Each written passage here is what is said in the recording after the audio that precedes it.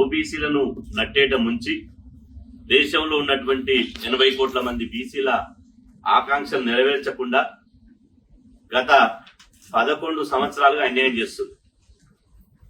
ముఖ్యంగా మేము కులగణన చేస్తాం, కులగణన చేసి బీసీ లెక్కలు తీస్తామని చెప్పి స్పష్టంగా ఏప్రిల్ 30, 2025లో ఢిల్లీలో కేంద్ర కేబినెట్ నిర్ణయం తీసుకుంది. కానీ మాట తప్పి ఏప్రిల్ 1, 2006 నుండి దేశవ్యాప్తంగా జరుగుతున్నటువంటి మొదటి దఫా జాతి జనగణనలో బీసీ కుటుంబాలను లెక్కించకుండా మోసం చేసింది. మహిళా బిల్లు బీసీ మహిళలకు సబ్-కోటా పెట్టకుండా దగా చేసింది. దాన్ని నిరసిస్తూ మొన్న హైదరాబాద్ లో సోమాజిగూడ ప్రెస్ క్లబ్ లో అఖిలపక్ష సమావేశం పెట్టినాం. దానికి కంటిన్యూగా ఈరోజు అశోక హోటల్లోని హైదరాబాద్ లో ఇలా అఖిలపక్ష బీసీ నేతల సమావేశాన్ని ఇలా ఏర్పాటు చేయడం జరిగింది.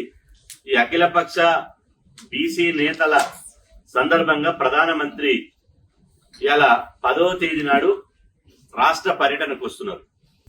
ప్రధానమంత్రి ఈ దేశంలో ఏ రాష్ట్రానికి పోయేటువంటి హక్కు ఉన్నది, మేము స్వాగతిస్తున్నాం.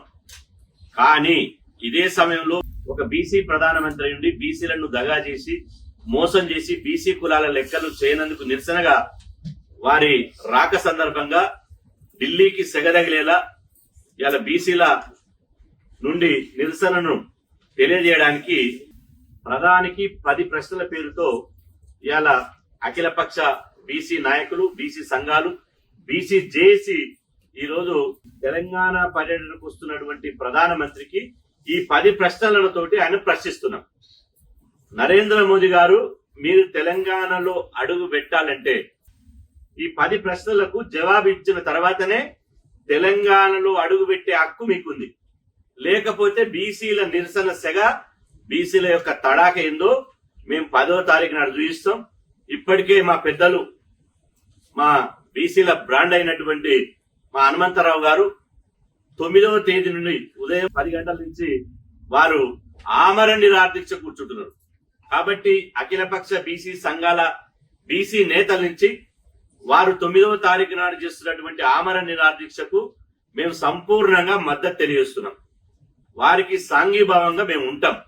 అదేవిధంగా 10వ తేదీ నాడు హైదరాబాద్ లో రాష్ట్ర వ్యాప్తంగా అన్ని జిల్లా సెంటర్లు, నియోజకవర్గాల్లో, మండలాల్లో ఎక్కడికక్కడ బీసీ సంఘాలు, అఖిలపక్ష పార్టీలు అందరూ ఒక జాయింట్ యాక్షన్ కమిటీగా ఏర్పడి ప్రధానమంత్రి పర్యటన సందర్భంగా నిరసన తెలపాలని చెప్పి మేము నిర్ణయించడం జరిగింది.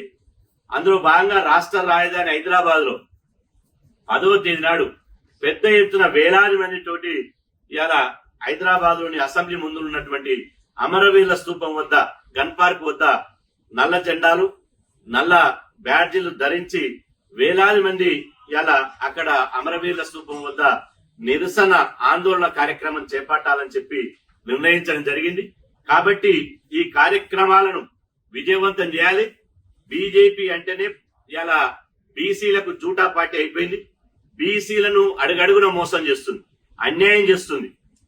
పేరుకే బీసీ ప్రధానమంత్రి, కేవలం ఆయన సాంకేతిక పరంగా ఓబీసీ జాబితాలో ఉన్నాడు తప్ప ఆయన నిజమైన బీసీ కాదు. ప్రధానమంత్రి గారు హనుమంతన్న చెప్పాడు, మీరు 10వ తారీఖు నాడు వస్తున్నారు కాబట్టి 9వ తారీఖు నాడు ఈ 10 ప్రశ్నలకు కులగణన కానీ ఈ 10 ప్రశ్నలకు సమాధానం ప్రధానమంత్రి గారు నోటి నుండి రావాలి. కేంద్ర ప్రభుత్వం నిర్ణయం ప్రకటించాలి. బీసీల పట్ల వాళ్ళ వైఖరి ఏందో ప్రకటించాలి.